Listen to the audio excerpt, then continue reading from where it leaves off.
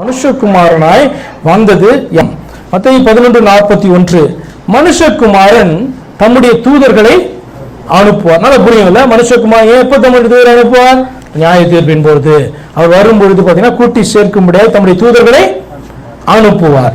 வசனம் தொடர்கிறது, அவர்கள் அவருடைய ராஜ்யத்தில் இருக்கிற, யாருடைய ராஜ்யத்துல?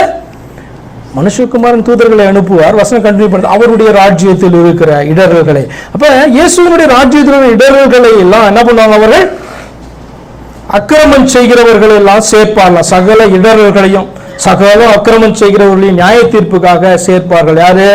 இயேசு அனுப்புவார். இயேசுவினுடைய தூதர்கள் இயேசுவினுடைய ராஜ்யத்துல பாத்தீங்கன்னா இருக்கிற இடர்களையும் அக்கிரமம் செய்து சேர்ப்பாங்க. சரி, ஓகே.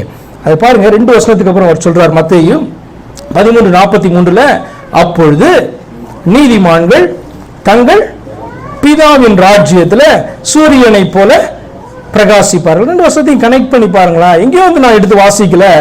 41வது வசனத்துல இருக்கிறதையும் 43வது வசனத்துல இருக்கிற வார்த்தைகளை நான் சொல்றேன். மனுஷகுமாரன் தூதர்களை அனுப்புவார். மனுஷகுமாரனுடைய ராஜ்யத்துல என்ன பண்ணுவாங்க?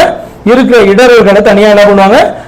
அக்கிரமாக பிரிப்பாங்களாம். அதே நேரத்தில் வேதம் சொல்லுகிறது, அப்பொழுது ஒரு பக்கம் பிரிக்கப்படும் போது இன்னொரு பக்கம் ஒரு காரியம் நடக்கும். அப்பொழுது நீதிமான்கள், அதாவது இவரை ஏற்றுக்கொண்டவர்கள், தங்கள் பிதாவின் ராஜ்யத்தில், அது என்ன தங்களுடைய பிதாவின் ராஜ்யம்? அவர்களுடைய பிதாவின் ராஜ்யம்னா யாரு? இப்ப நம்ம தான் பார்த்தோம், மனுஷகுமாருடைய ராஜ்யத்தில் சேர்க்கப்படும், குமாரனுடைய ராஜ்யத்தில் சேர்க்கப்படும், அவருடைய ராஜ்யத்தில் சேர்க்கப்படுவார்கள். அதுக்கு இடர்கள் பிரிக்கப்படும் வாசிக்கிறோம். ஆனால் 2 வசனம் கழிச்சு சொல்லுது, நீதிமான்கள் தங்கள் பிதாவின் ராஜ்யத்திலே சூரியனை போல. நீதிமான்கள் யார பிதான்னு சொல்லி கொண்டிருக்கிறாங்க? யோசித்து பாருங்க.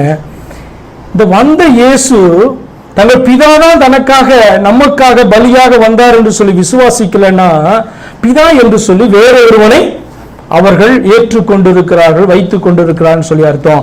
இந்த வசனம் உங்களுக்கு ஒரு தெளிவை கொடுக்கும். மனுஷகுமாரனாய் வந்தவர் உங்களுடைய பிதாவாய் இருந்தவர், இருக்கிறவர் என்று சொல்லி அர்த்தம். அப்ப இந்த வசனம் தெளிவாய் சொல்லுகிறது, அவருடைய ராஜ்யத்துல, கிறிஸ்துவின் ராஜ்யத்துக்கு இடர்கள் காணப்படுகிறதெல்லாம் பிரிக்கப்படும். அதே நேரத்தில் நீதிமான்கள் பிதாவினுடைய, அவர்கள் பிதாவினுடைய ராஜ்யத்தில். அப்ப யார பிதான்னு நம்ம வைத்துக் கொண்டிருக்கிறோம்?